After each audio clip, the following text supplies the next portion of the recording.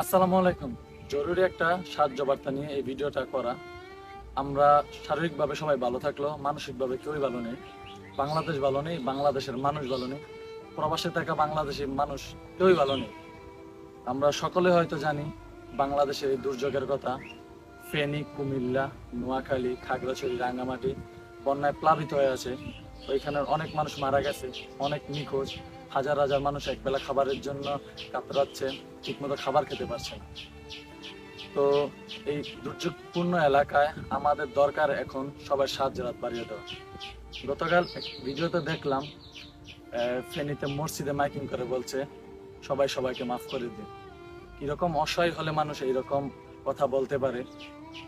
আরেক ভিডিওতে দেখতে পাচ্ছি যে এক গর্ভবতী মহিলা পানির স্রোতে ভেসে যাচ্ছে আর বলতেছে, ভাই আমাকে বাঁচান, আমার পেটে 9 মাসের বাচ্চা। চিন্তা করুন স্রোতের কি ভয়াবহতা।